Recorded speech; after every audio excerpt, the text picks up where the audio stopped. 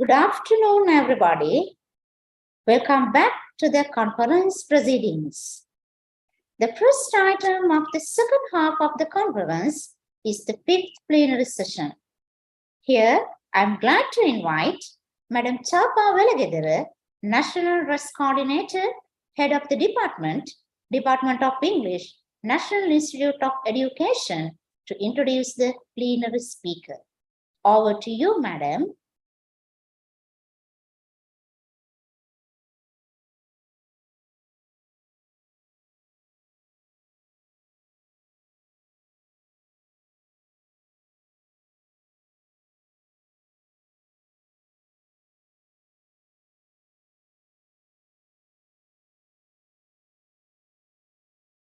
Thank you, Ms. Mahesha.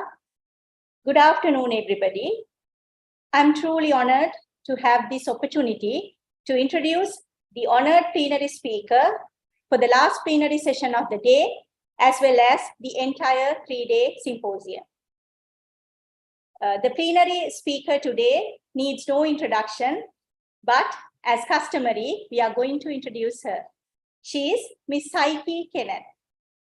Ms. Psyche Kenneth is an independent education and governance consultant who has spent more than 30 years supporting ministries of education around the world on English language teaching, teacher education, curriculum, textbooks, and assessment reforms. Half that time has been spent working on a variety of government projects in Sri Lanka, mainly through the British Council. Her involvement with the RESC dates back to 1988, when she helped set up the Higher Institute of English Education and its relocation to the NIE. In the mid-90s, she supported the RESC through the PELP project, that is a primary English language project, with methodology training of trainers and resource mapping. At the same time, she was developing English language teaching materials for the University of Sri Jayewardenepura and establishing an ELT center at the Institute of Chartered Accountants under ADB Finance project. From 2005 to 2013, Ms. Psyche was the team leader for the GIZ AusAid Performance Improvement Project in the Northern and Eastern provinces, where she was responsible for designing and managing the skills through English for Public Servants program delivered by the British Council to over 4,000 Sri Lankan government staff. More recently, Ms. Psyche was involved in the EU-GIZ British Council supporting reconciliation processes in Sri Lanka, using ELT methodology to train Tamil language teachers for the National Institute of Language Education and Training, and to develop the practical Tamil for Public Servants course for the Ministry of Public Administration and the Ministry of Justice. Ms. Psyche currently advises the European Union of Gender Equality in and through education and is a trustee of the Language and Development International Conference series. She strongly believes that language plays a key role in access to social justice, education and economic opportunities, and an equitable and sustainable future for the next generation. With that little description of her immense contribution to the ELT community, let me respectfully invite Ms. Psyche Kenneth to commence her plenary session now. Over to you, ma'am.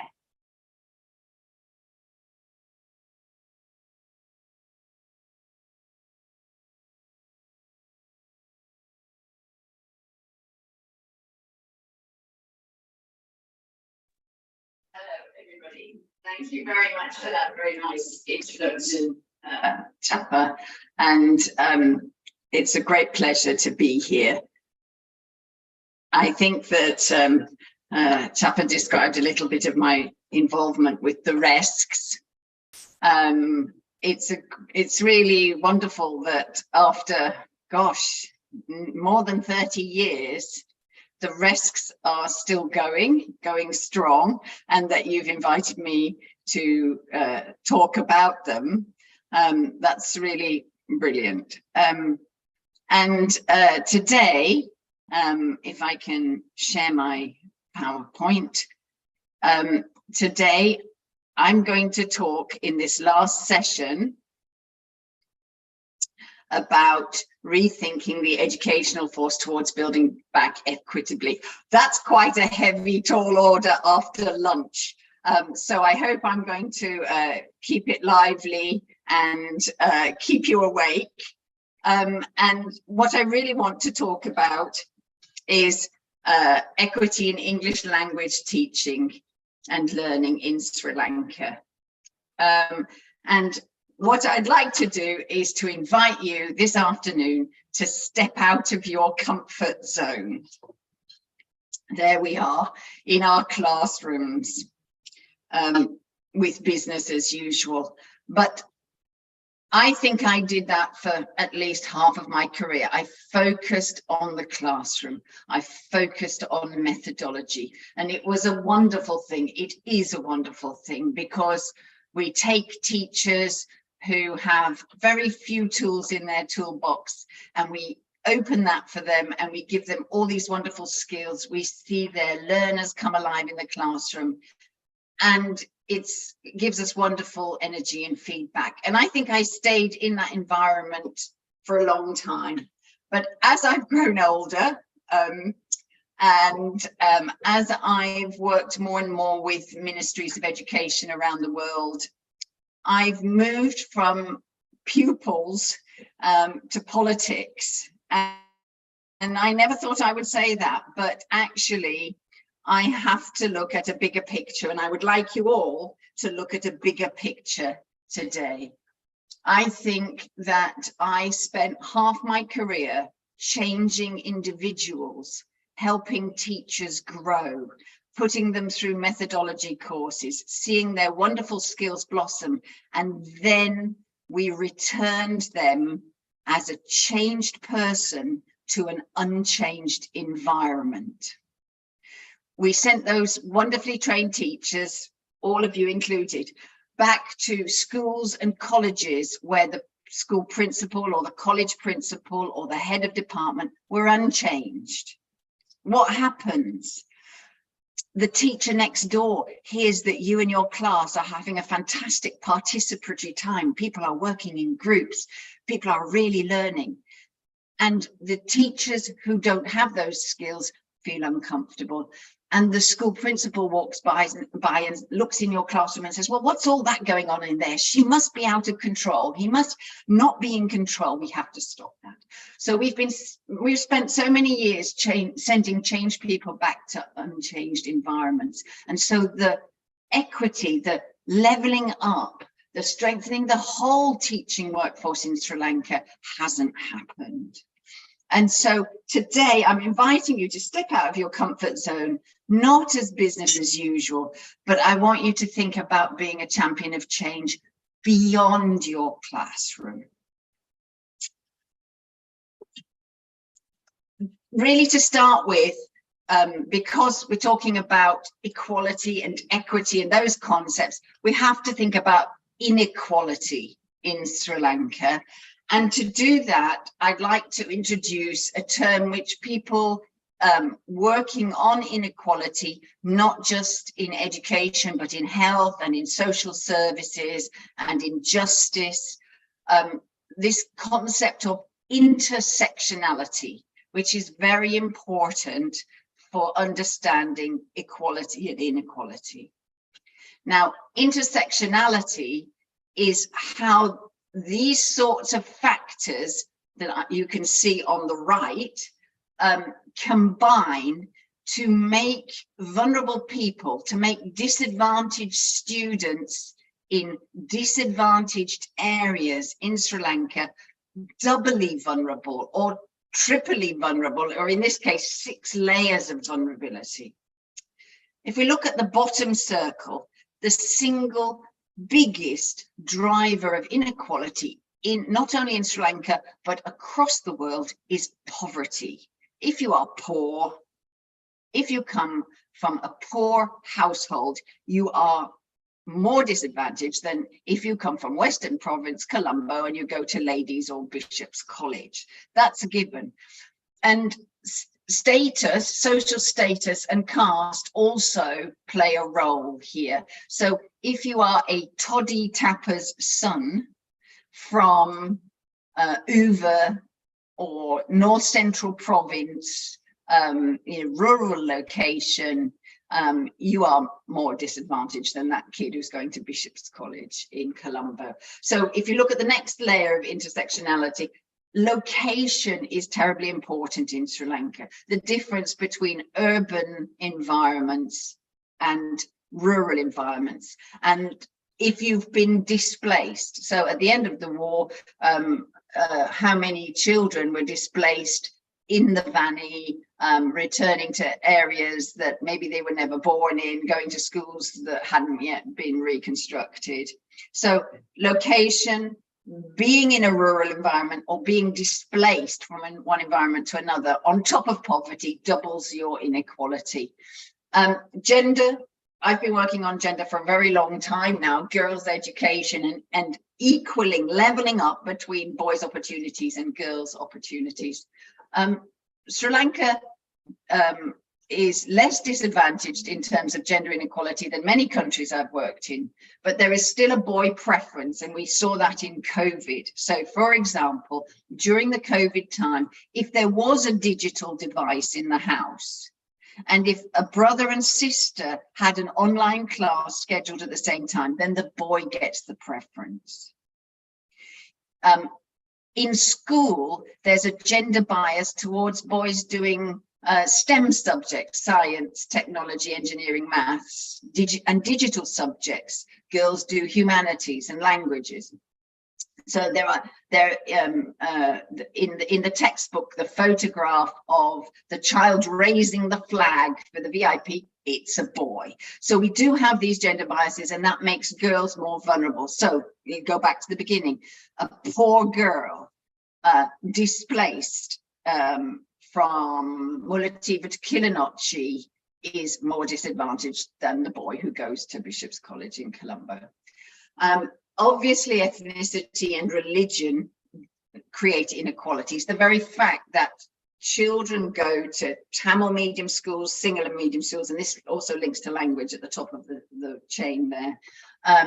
And depending on your religion, also there are disadvantages. If you, for example, live in a bilingual area in Sri Lanka, there are 79 official gazetted bilingual districts or areas in Sri Lanka, but there are more than 79 areas in Sri Lanka where there is a minority of other speakers. That might be the minority of Sinhala speakers in South Babunia, or that might be the Tamil speakers in Uva province.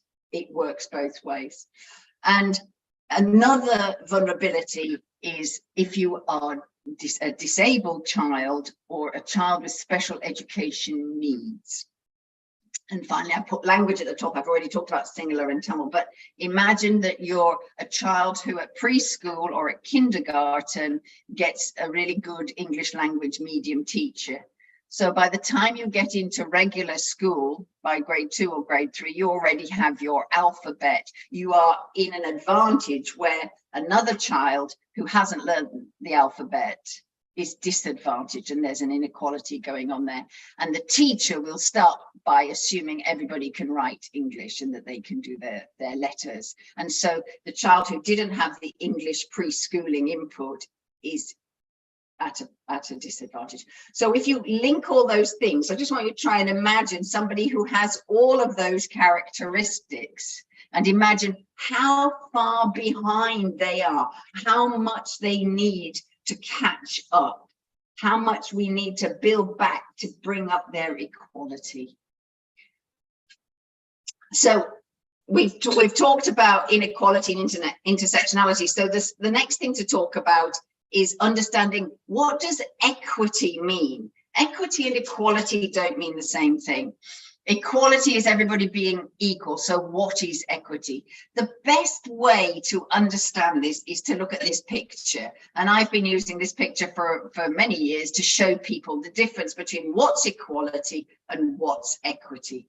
So if you look at the picture on the left, each child has equality. They each have a box to stand on. the three of them have been given equal resources.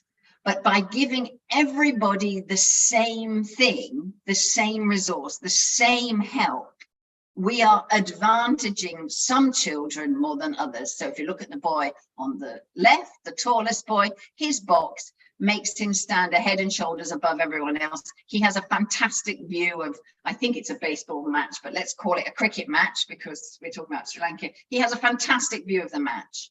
The boy in the middle, he's okay, his head's above the parapet there, but he's got to hang on to the fence or he might fall off his box, so he can't cheer and raise his hands. And the smallest boy, well, it hasn't helped him at all. He's not able to participate equally with the other two boys, maybe just peering through the crack in the fence at the match.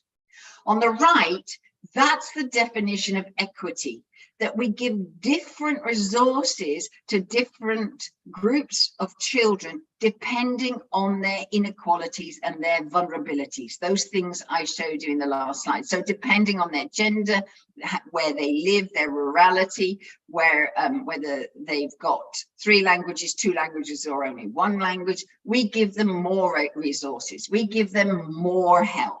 We give them more inputs. So equity means redistributing the resources to level up.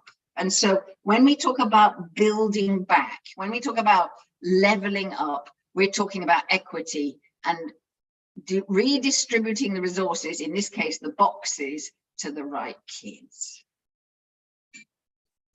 Well, how does Sri Lanka measure up with the rest of the region? And this is quite an interesting thing. Now, please forgive me, my statistics are from the World Bank and WHO, UNESCO from 2020. So they don't take into consideration 2 things. They don't take into consideration what happened in Afghanistan with girls' education and the Taliban coming back in August 2022. And they don't take into consideration Sri Lanka's economic collapse and crisis of 2022, 2021, 22. But putting that aside, if you look at Sri Lanka in the region, it is quite interesting to see that Sri Lanka does not spend a great deal of, it's quite a low percentage of GDP, gross domestic product. Sri Lanka doesn't spend very much on education. If you compare it to countries which are much poorer than Sri Lanka, for example, Nepal and Bhutan, Sri Lanka is, you know, less than half of spending on education. That's the pink box in this graph across there, than Bhutan. And what's curious about Sri Lanka, that, and I'm assuming we're spending even less on education at the moment because of the economic problem. But what's peculiar about Sri Lanka is, despite this low spending on education, it has probably the highest primary school enrollment rate in the whole of South Asia. You have a 99.7% enrollment rate at primary grade 1, which is fantastic. And that accounts for high literacy and high numeracy in Sri Lanka. And Sri Lanka has always been very proud of its literacy rate. Fair enough. What is hidden in that statistic is that in those rural, poor, disadvantaged areas of Sri Lanka, the bilingual upcountry or the Vani areas, even the central province and places in the south as well, in those rural areas, there's a 60 to 70% dropout of students once they get to be about 14 years old. In the East Coast, that's resulting in early marriages, which we also don't want our girls to be doing that before they're old enough to be mothers. So there's this hidden statistic of a big dropout rate, which is not accounted for in Sri Lanka. Now, I had to laugh when I found this cartoon, and I hope you also enjoy it. This is making fun of our earlier diagram. This is what equality and equity should be. If we have a quick look now at where it goes wrong, in some ways, this could be Sri Lanka. I don't want to depress you, but I do sort of want to amuse you. So here's the wrong take on equity. We've made everybody equal, but now none of them can see the cricket match. None of them can look over the fence. We've done this thing where we've reduced everybody's opportunities, and we have to guard against that when we are talking about rethinking the education force and building back better. Now, there are 4 areas that I think that equity has gone wrong in English language teaching in Sri Lanka. And I'd like to take you through those 4 areas that I think we need to build back better. The first area is about under-resourced equity. Let's take a teacher who has just graduated from Peradeniya National College of Education. Let's say that she is really good at English. She's got over B2, she's got a C1 CEFR level. She's very dedicated. She has a strong vocational urge to go and help children who haven't had the same opportunities as her. So she gets posted to a school in Uva province, in a bilingual area. And when she gets there, she realizes she's very much on her own. The accommodation is no good. There is no special or safe accommodation for an unmarried young woman. She doesn't feel safe. There's no hardship allowance, and yet she is living very far from her family and very far away from the zonal education office. She doesn't have the support of her community, and she doesn't have the educational support of her zonal office because she's in a remote area. Very realistically, she doesn't have any opportunity to run a private tutorial for English language teaching. Now, in Sri Lanka, if you get posted to a richer area, 55%, just over half of Sri Lanka families and children, their families can support private tuition.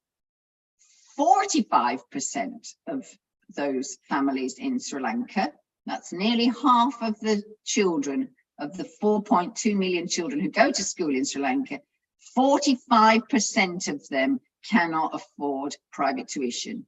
And our star English teacher, who's been posted to a remote area with no support and no financial or hardship allowance, no financial incentive and no accommodation, no support, also cannot supplement her income with private tuition.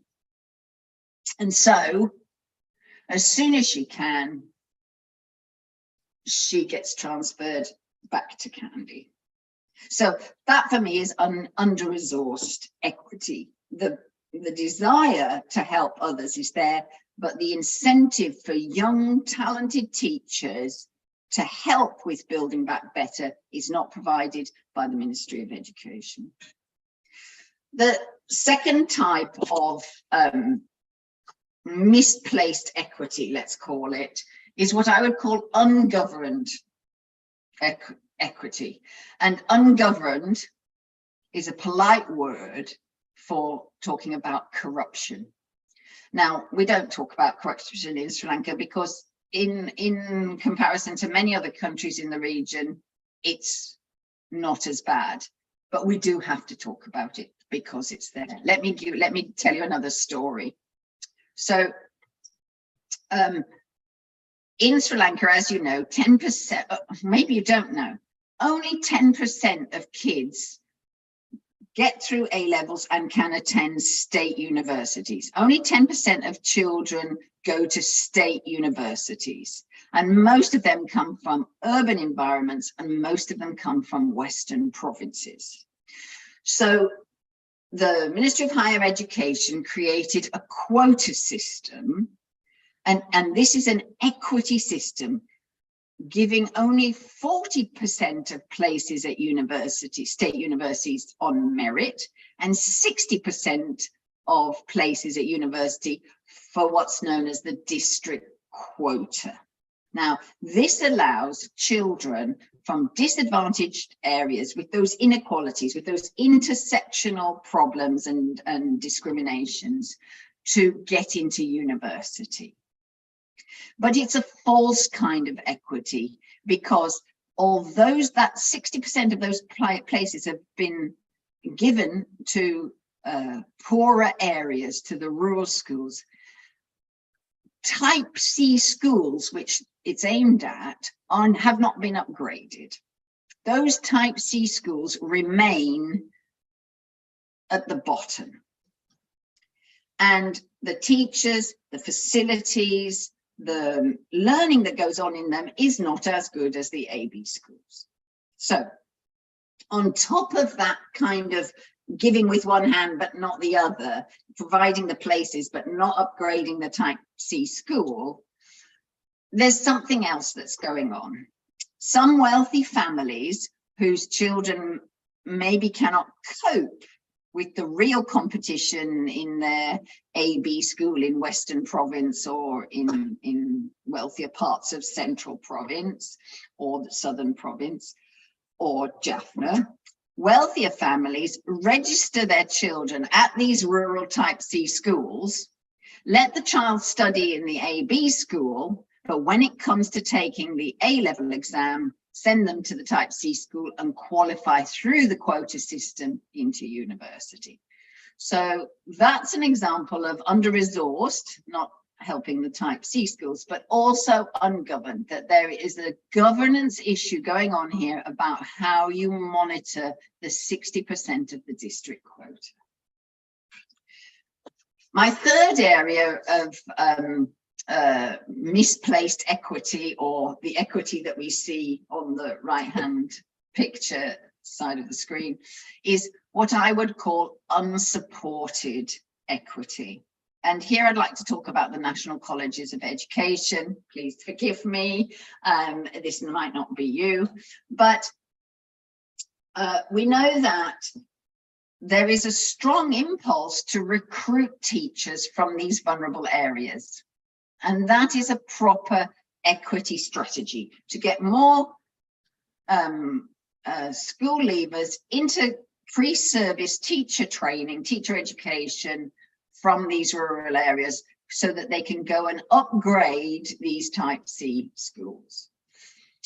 Now, let's take a student from a type C school in the Uva province where our talented teacher went and left, and let's say that he gets into a National College of Education to learn to be an English language teacher.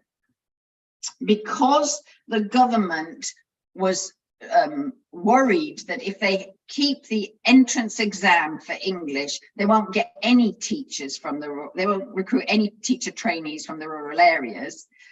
There's no entrance exam and there's no placement exam. And so that young man who wants to be an English teacher, whose English skills are, let's say he's at A1 or maybe A2, he gets put into the same class in year one as a teacher trainee at the National College of Education with a lot of other students who are much better at English than him. He's not put in a beginner or elementary class so that he can catch up. He's thrown in with everyone else. And this is what I would call unsupported equity. There is also a false sense of equity that streaming, putting him into a lower class and putting people who have B2 English skills into a higher class, or because he's got A1, A2 skills, putting him into a pre-sessional class in the summer before the course starts, or putting him into a catch-up class in the evenings, or however it's done, the leveling up doesn't happen, because somewhere in our psychology, streaming is demeaning in Sri Lankan culture. By streaming you, by saying you're of lower ability, is like saying you're bad. It's like saying you're no good, which is rubbish. If you look at any language school in the world, you don't put a beginner into an intermediate class. Look at the British Council. Why is it so successful in Colombo and Kandy? Because it's got streaming. Because if you're a beginner, you go into a beginner's class, and if you're an advanced student, you go into an advanced class. It doesn't mean you're bad and you're good. That's ridiculous. But somehow that's been confused in the educational psychology of the way school works and the way college works. And so there's this false sense of equity by putting you all into the same class that's somehow going to pull up the lower learners. The better learners will help the lower learners. We know that's rubbish. They don't.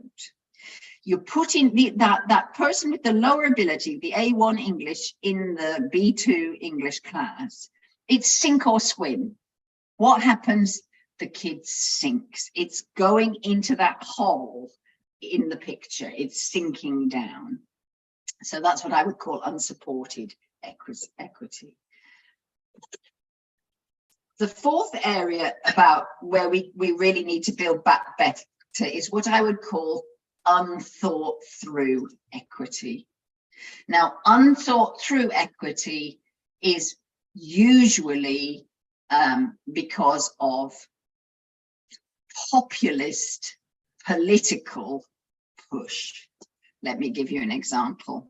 Sri Lanka copied Malaysia and Singapore because Malaysia and Singapore have a better and brighter economic future for students by adopting a bilingual approach to maths and science. You'll all remember that. It's still going on in some schools. Now, what happens is that this was unthought through because the research found that when students studied maths and science in English, their A-level maths and science grades went down.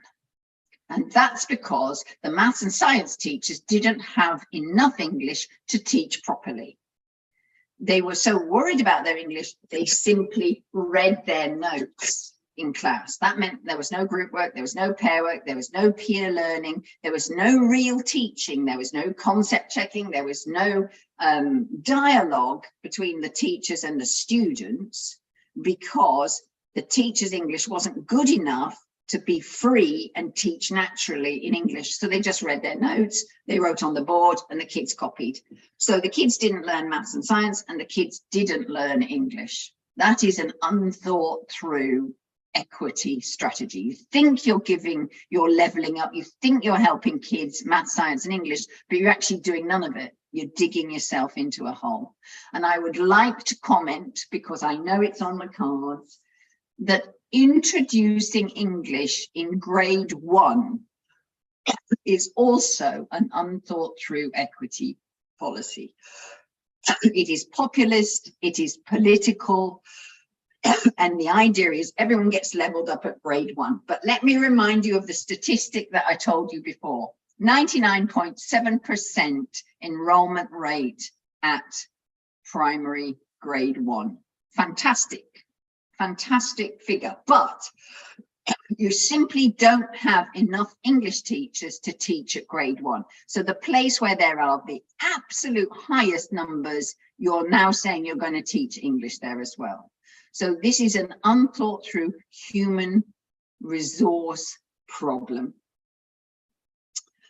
You won't be able to fill the demand, and you will recruit unqualified grade 1 English teachers who will teach the very youngest the wrong models. who will not have the correct grammar as a model, who will not, and more importantly, will not have the range of vocabulary that small children need to hear, because they're not going to be studying grammar. They're just going to be hearing. They need the vocabulary.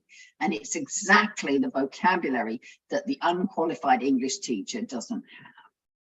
So I don't want to depress you. And so now I want to move on to what are our solutions. So here are my 4 areas of misplaced equity. Let's look at how we can get this right. And I know I've painted a much more doom and gloom picture than it is, but it's worth talking about these things. For so many years, I've worked in Sri Lanka and not talked about these things. I'm very grateful that you've given me a platform today for me to do so. So I think the key is we have to step out of our box. We have to step out of our classroom, and we have to look at an education systems, a whole systems approach. And to do that, there are many, many interacting parts of an education system. I just want to focus on English language teaching, building back better, building the workforce for an equitable English language teaching system. I'm not going to talk about all the areas. I'd just like to talk about 5 key areas. And for me, the most key is teachers. Now, there is a world trend at the moment, which I think people are beginning to become aware of in Sri Lanka. It's driven by the World Bank, by the UN, GPE, the Global Partnership for Education, by EU funding. And recently there was a very big meeting of all educationalists called the Transforming Education Summit. Perhaps you were aware of it, and maybe someone was lucky enough from the Ministry of Education or the NIE to go to that conference. And what I've noticed at the world trend is that up till now, we've just been talking about teacher education. And really the RESC conference is about teacher education. And now what the big donors and what the money and the future projects, and that applies to Sri Lanka and its World Bank support for the Ministry of Education, is that the focus is it can't just be on pre-service and in-service and continuing professional development. It has to also be on HRD, human resource development, the actual career paths and qualifications of the teachers themselves. So it's about rethinking the English language teaching workforce, not only in terms of what happens at pre-service education and in-service education, but also what happens, how are they recruited? That's HRD. How do they get qualified? How are they deployed? How are they sent to the type C schools that I was talking about before, or the AB schools in Western Province? And what are the incentives, which is clearly salary reform, but other motivational incentives, allowances, hardship, recognition, moral support for retention of good teachers? How can we level up between the private tutorials and the 45% of the 4.2 million children who can't afford private tuition? So this area of recruitment, qualification, deployment and retention is as important as the methodology and language improvement that we're doing at pre-service and in-service teacher education. So it's like changing the way you look at things. And we're only going to get inclusive equity for harder hit areas in Sri Lanka if we look at inclusive recruitment, qualification, deployment and retention, as well as inclusive methodology. And that involves something which is beyond most of you who are tuning in today, but it involves a collaboration, not only between the Ministry of Education, the NIE, the National Colleges of Education, the universities, the education publishing department, not only coordinating with them, but all of them coordinating with the Ministry of Public Administration.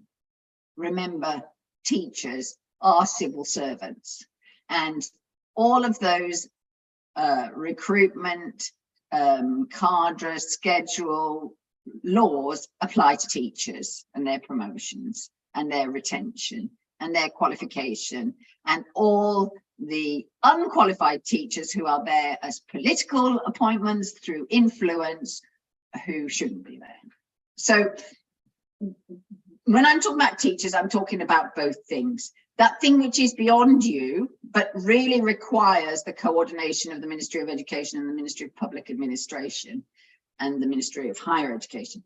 And what does affect you all, which is how to make a more inclusive methodology in the classroom, which is what you've been talking about in the last couple of days.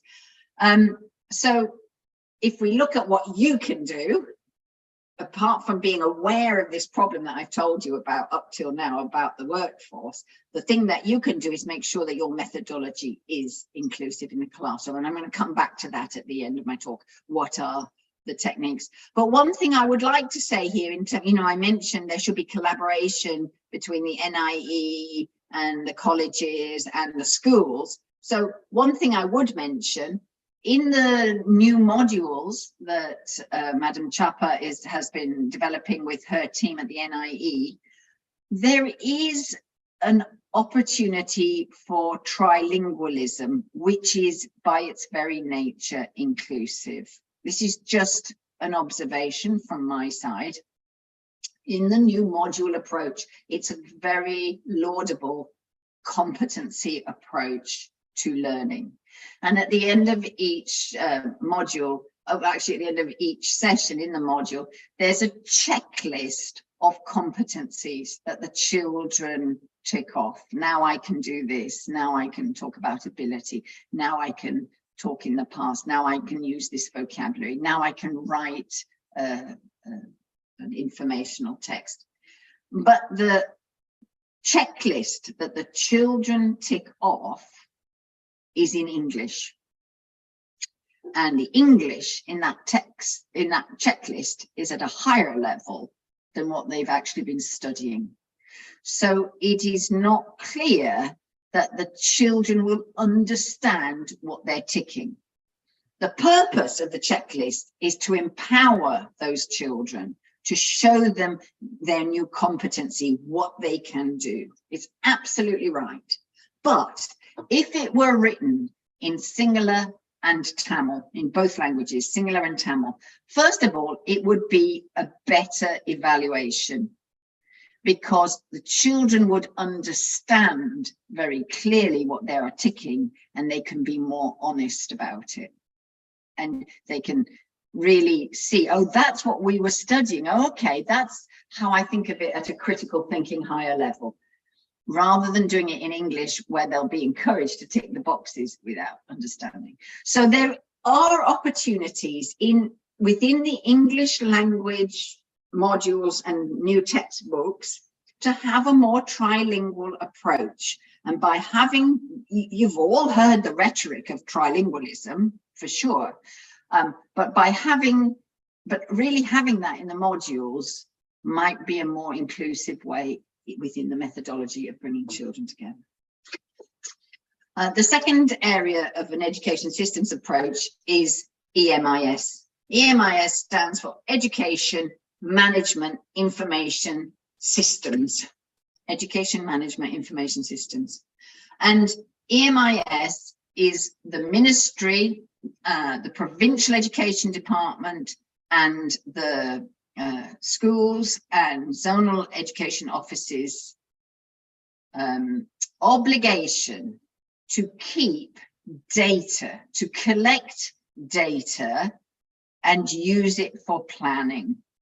Now, we can look at all of these problems, like we looked at teachers at a macro level. It's a public administration recruitment issue, or a micro level. In my class, if I can use inclusive methodology and a more trilingual approach.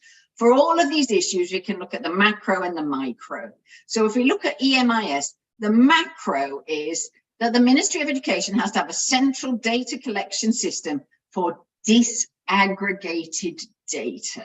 That means that we know what the enrollment, we know what the achievement, not just O-level and A-level, but linking into what Dr. Aaron was saying on his session about PISA, linking into digital literacy and reading skills and numeracy skills, all of which can be collected electronically, achievement scores. So it's the Ministry of, at the macro level, it's the Ministry of Education's responsibility to collect disaggregated data on not just girls' scores and boys' scores for literacy, numeracy, O-level, A-level, but also in-school exams and provincial exams, and also to look up in-country data. We talk about quintiles, 5 levels, quint 5,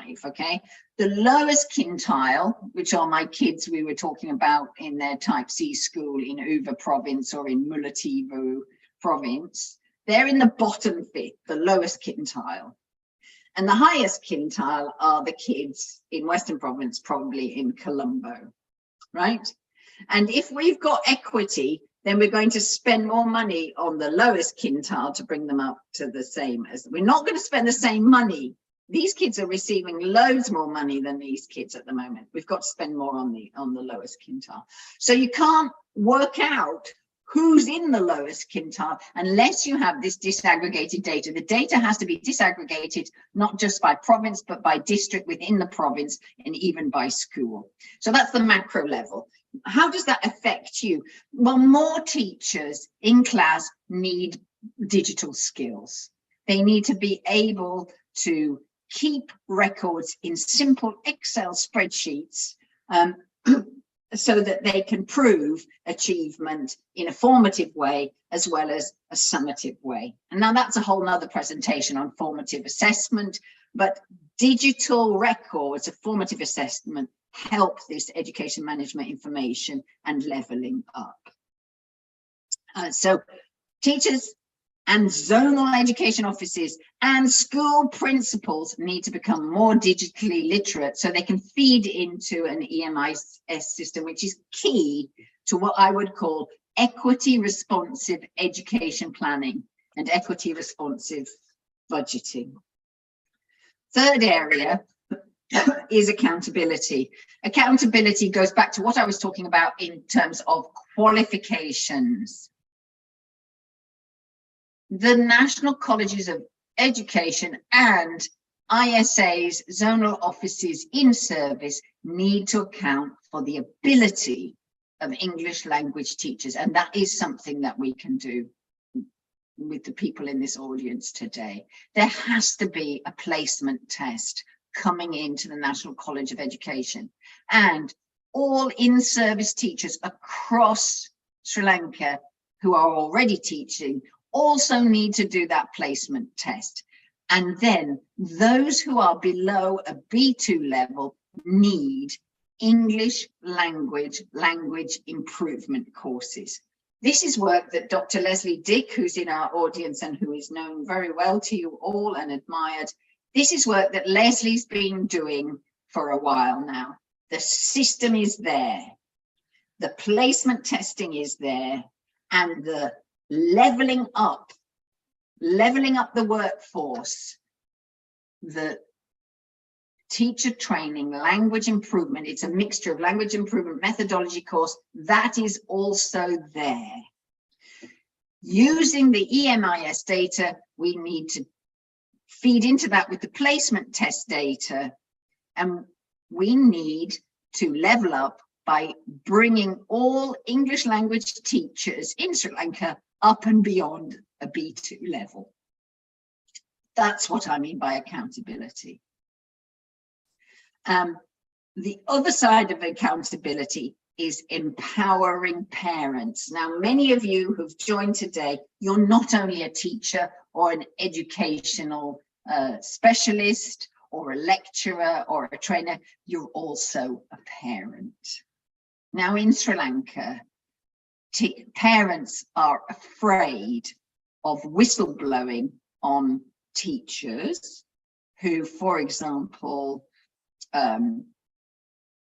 teachers who recruit all the kids from their class to their private tuition class, and you can't pass your A-level unless you go to the private tuition, or teachers who simply can't speak English and put their feet up on the desk and don't teach.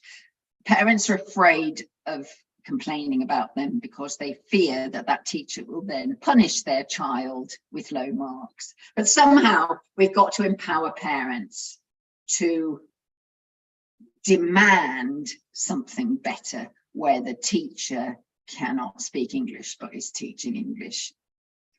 And also accountability, we need, it's fantastic that finally the ISAs have their promotion schedule, that you're a recognized promotional part of the education system. I think that's fantastic, and congratulations to all our ISAs, and they need to work with this leveling up and accounting for the ELT skills in service and using the language improvement courses to bring everybody up. The fourth level of my systems approach is the fairer distribution of resources. Now, I've talked about that a lot today, but basically using the EMIS, using the placement test, the assessment, the accountability, spending more resources on the places where it's needed. One way I would suggest is let's focus on the areas where teachers have no private tuition, where the families are too poor to let them have an English private class. I think it's a better investment. If you made them fantastic teachers, they'll work full-time on teaching well in school rather than recruiting kids to come to their private class and make more money. So there's all sorts of things we can think about, but we need to stop the downward spiral into poverty because the teacher in a type C school can't speak English because of all the things that happen, and so everything is digging the hole deeper. We have to distribute the resources better. I would say you put the best teachers in the most needy areas, and therefore you've got to find some incentives. But for example, in the National College of Education, you do the streaming, and that's my fifth area. You do a placement test, you put the first year teacher trainees into streams. Anyone above B2, they can stream out. They don't have to go to that class. They can do something else, or they can become a teacher's assistant in the bottom stream. But you need to put the students in levels, whether you do that by accelerated learning programs in the holidays, whether you do it by ability levels during year one, but by the end of year one, you make sure everyone's caught up and is at the same level by year two. It's easy to do. If you put all the A2 learners in one class, within a year, you can bring them up to B2. And so streaming is not demeaning. Streaming is not about being bad, okay? Let me just make a very simple analogy. Imagine that you are in a chief of police, you're in the police force, and the ministry's decided that all policemen and women need to learn how to drive, because unless you have the experience of driving, you cannot manage traffic or road safety. You have to be able to drive. Now, many of the chief of police can't drive. They've got a driver. They've never driven before. But let's imagine they have to learn to drive too. But the chief of police says, I cannot be in the same class as that management assistant or that woman, policewoman from Manor, because I'm a chief of police. So they put all the chief of police into the advanced driving course. He can't drive, they can't drive, but they're in the advanced class. And there they are behind the wheel. How dangerous is that? If English language teaching were driving, we would never do it. Let me give you another example. Imagine that we are learning to be concert pianists and we put everyone into the same class. I have never played the piano in my life before, but I'm in the same class with other people who can play the piano. And now it's the concert, the public concert, and you put me out on stage and I have to play, but I can't play and I didn't learn, but I was put in the wrong class. How demeaning is that? That is much worse than putting me in the ability class and bringing my skills up. Do not put me in a situation where I am dangerous to others, and do not put me in a situation where you humiliate me in front of others. Streaming is not demeaning. It is the way to level up and build back the education force better. Now, streaming involves timetabling, and I'm going to stop now because I want to leave some time for questions. But streaming involves timetabling, and that's a nightmare in the National Colleges of Education. So I would go back to EMIS, Education Management Information Services. You can buy a timetabling software package where you put your lecturers in, you put the hours they're available in, the days they're available, you put the number of students who are at A1, the number of students who are at A2, the number of students who are at B2, and the software will make the timetable for you. I really would encourage that you do this. Don't try and, don't let the admin side of your college say we can't do it because we can't timetable it because we don't have enough lecturers, and also because Mrs. Indica doesn't want to come in on a Thursday afternoon to run this class. Don't let that happen. Use the software, use your digital skills to make your timetable so that by the end of year one, having had the streaming, all pre-service teacher trainees in English language teaching are at the same level when they enter A2, and that is when they enter year 2, and that level is above B2 CEFR. And in the beginners stream, the A1 stream, where all those rural teacher trainee young people from the type C schools are, give them the best teacher. Yeah, we have this thing of, oh, the lowest level, they get the worst teacher, and the highest level, they get the best teacher. Stop that thinking. That is not equity. Give them the best teacher. So my acronym, save your tears. T for teacher, E for EMIS, A for accountability and assessment, R for resources, and S for streaming. That's how I want you to remember this. Save your tears. Don't be crying about it. Save it. Build it back better. I was going to talk finally about equity in the classroom. These are the sorts of things that you can do to make it more equal, where the methodology in your class helps disadvantaged children. So yes, catch-up classes. If you're really going to start English in grade 1, there's got to be some catch-up for the kids who haven't learned the alphabet. Within the class, differentiated learning. That means streaming, what I've been banging on about streaming. That means streaming, but within the class. So when you give them a task, some kids have a harder task and some kids have an easier task.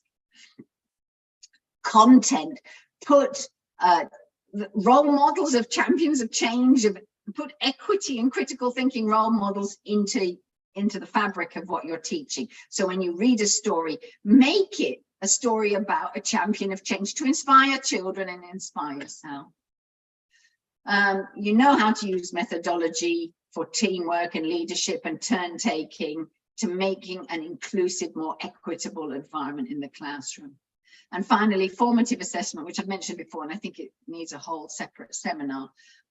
Formative assessment forces you as a teacher to do group work so you can listen to the different kids in your class and give them an individual mark. And by listening to them individually, you're being more equitable because you're finding out who needs more and who's got it.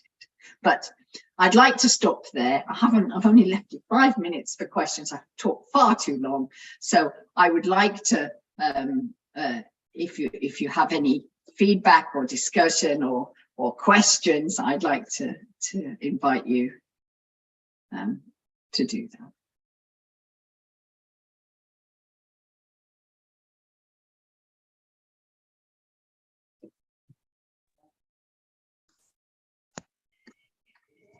Thank you, dear madam. Actually, it was a really fruitful lesson and eye-opening as well.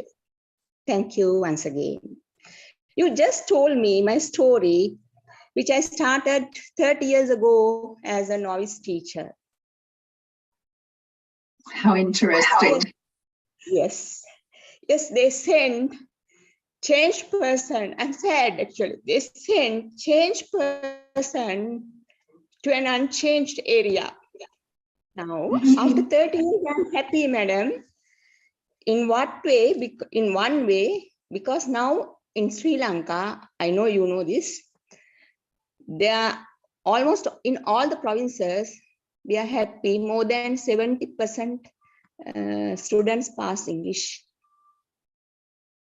Okay, madam, I know you know that because you are a close observant in Sri Lankan education. We know that you were nourished by your methodology books. Thank you, madam.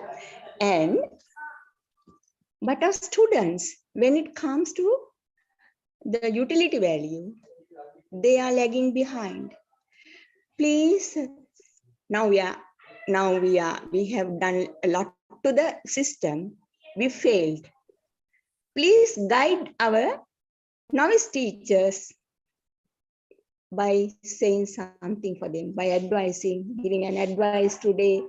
You are very clear, madam. I have no questions from your lesson, the lecture. That is our problem. Now we turn behind, we can see lots of students pass English, but when it comes to the utility value, they are not up to the standard, madam. In a way, I'm sad because we contributed more than 30 years to the system. Now we are leaving. Still, the fruits are not to the standard that we have expected. Thank you, madam. Thank you. Thank you. Thank you, Champa. Yes, I think that the part of that problem that you're describing is about national exams. And the national exam is, we say it's the tail that wags the dog. And that's why it's not meeting the utility that you're talking about. That's a big discussion. But I do think formative assessment and what we can do in the classroom. And I do think that leveling up using the really wonderful English language improvement and methodology training that the British Council has worked with the Ministry of Education, if we can spread that to our new graduates, to make them our new teachers who have just qualified, and also some of the others who've been neglected all these years. If we can utilize the tools are already in the toolbox, Champa. We just need to mobilize those resources. That's what Sri Lanka needs at the moment. It needs the mobilization of things which are already there and in place. Let's hope for 2023.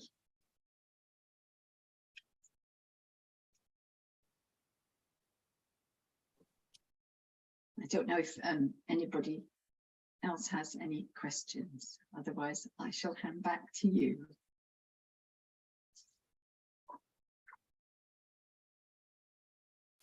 Considering the time frame, we think this is the end of the 5th plenary session of the conference. We are really grateful to you, ma'am, for the informative session conducted here, and it's really fruitful for the ELT specialists and the teachers of English to enhance their knowledge. Once again, thank you so much, madam. Now, we are stepping to the end of the virtual conference. Looking into the agenda, the next item is the vote of thanks. For that, I would like to call upon Mr. K.H. Chandana Sujeeva, the coordinator, RESC Ampara, to deliver the vote of thanks. Sir, the platform is yours.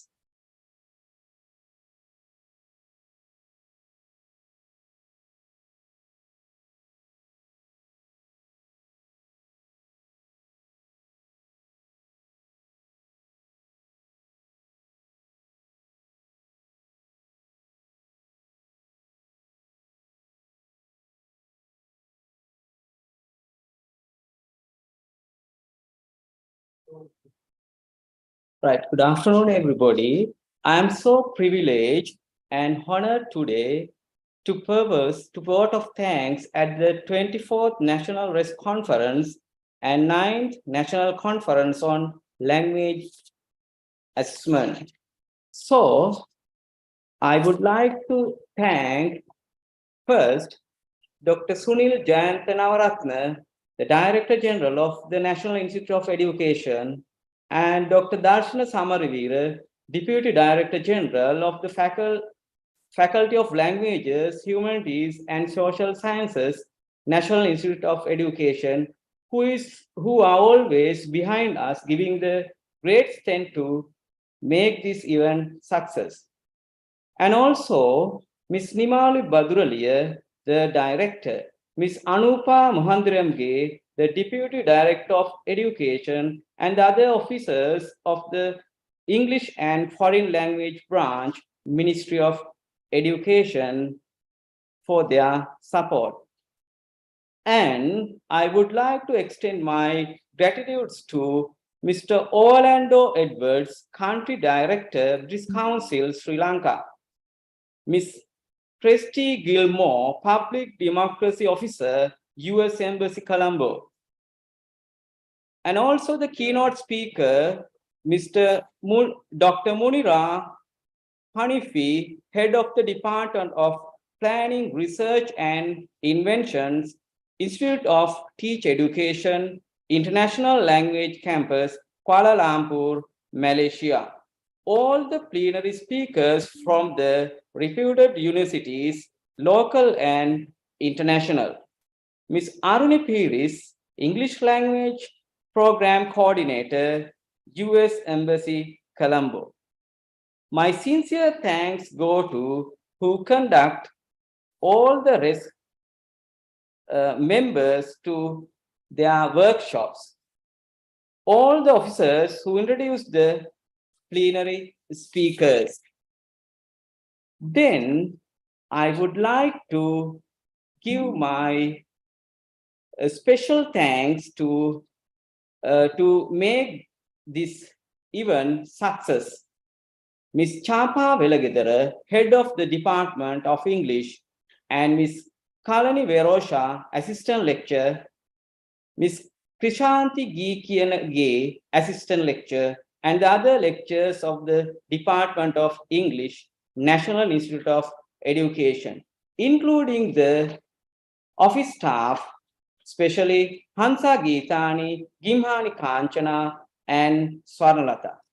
Then I must thank the Assistant Director of ITSU, Mr. Mohan Vijayaratna, along with Madhushan, Nuan, Subidharan, Kavindu, the technical assistants of the IT department of their immense to make event success.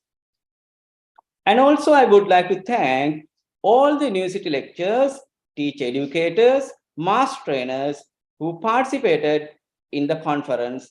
And also I would like to thank all the provincial coordinators, English and the zonal assistant director of English for coordinating the event for the beginning to end. All the members of Regional English Support Center for their great commitment to make the event a success. The teachers of English from every corner of the country for making part in the virtual conference. Special thanks go to the members of Northern and Eastern provinces for organizing the 24th National RESC Conference. National Institute of Education for giving all the necessary facilities.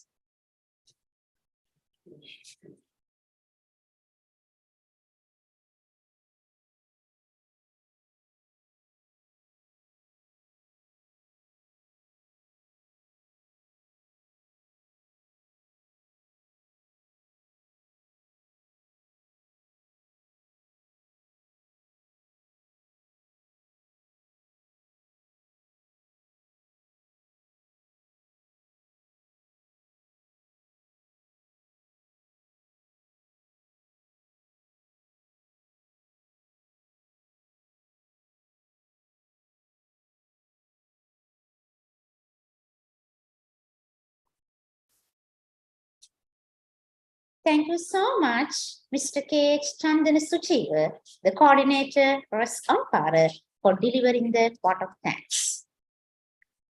Now we are moving to the closing ceremony. For that, I would like to invite the Central Province RESCA to conduct the RESC conference last time to start the closing ceremony. Over to you, Central Province.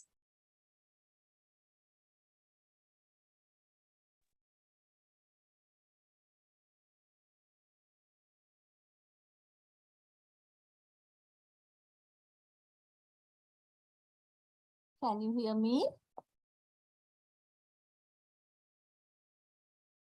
Can you hear me?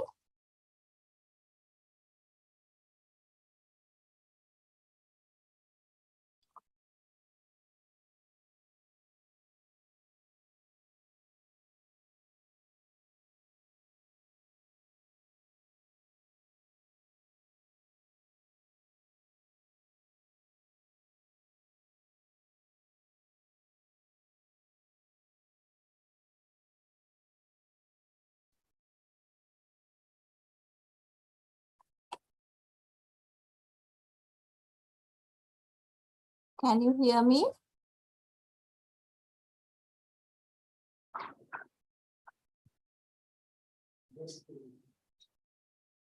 Yes, Miss Madhuri, we can Right, hear okay. you. Thank you. Thank you very much for giving me this opportunity. Can I share my screen? Is it possible to share my screen?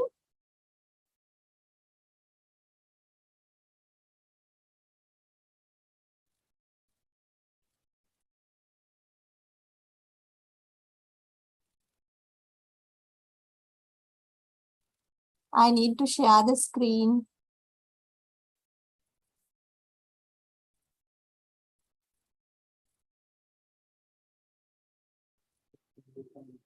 Miss, now it's okay. Host has given the permission you to share the screen.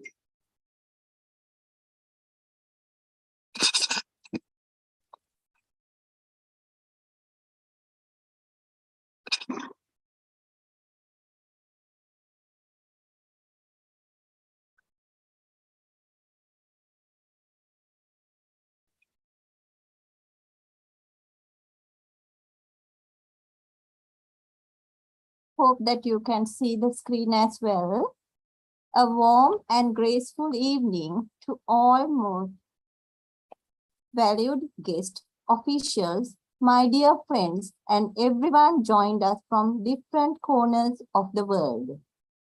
It's my privilege to propose the vote of thanks and acknowledge the contribution of those who worked really hard to make this annual conference a success. On behalf of the Central Province RESCA, I wish to extend my gratitude to Mrs. Chapa Velagedara, the National RESC Coordinator, and the Head of the Department of English, NIE, for giving us this opportunity. Let me extend my sincere gratitude to the coordinators and the staffs of the respective RESC from North and East for the successful 24th National RESC Conference and 9th Conference on Language Assessment 2022. Can you see my screen?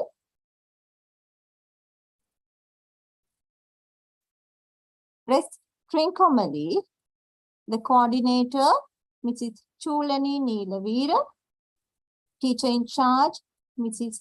Girija Kanagaratnam, teacher assistant, Ms. Komati Aravindaraj. RESC Ampara, coordinator, Mr. K.H. Chandana Sujeeva, teacher assistant, Mr. M.D.T. Chandrasiri, teacher in charge, Ms. M.L.M. Kalpani.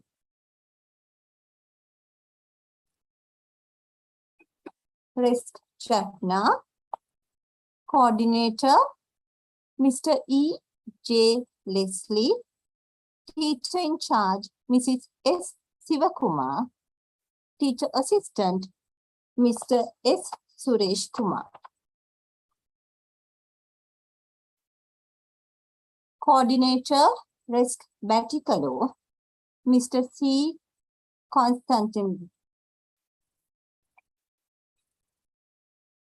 Coordinator, RESC Vaunia, Mrs. Jayanti Padmarajan. Coordinator, RESC Kilinochi, Mrs. Yoga Piratakaran. Excuse me, Miss. We can't see the proper slide. Can you click on the slide? Still, Sorry. RESC Ampara slide is there. All right, sorry.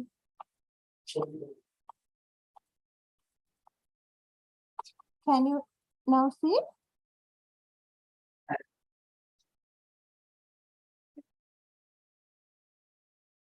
No, ma'am. Still the same slide.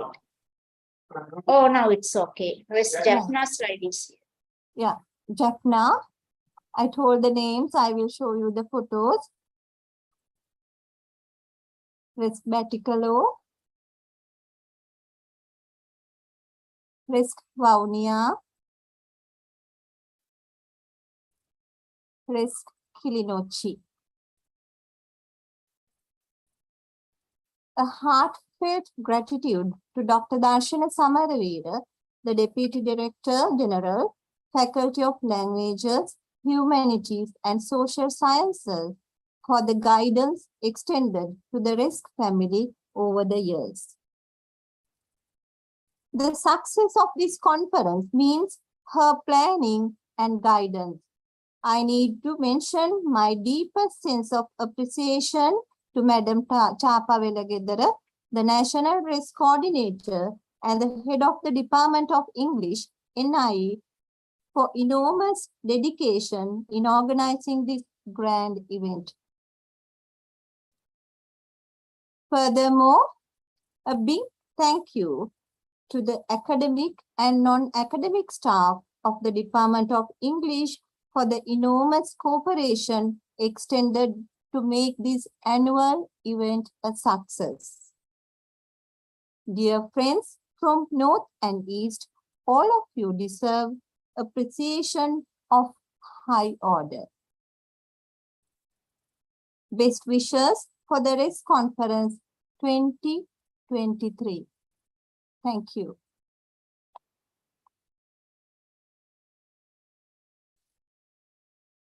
Over to you.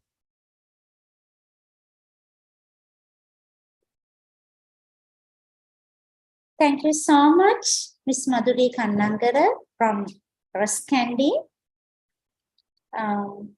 Now it's the time for handing over the organizing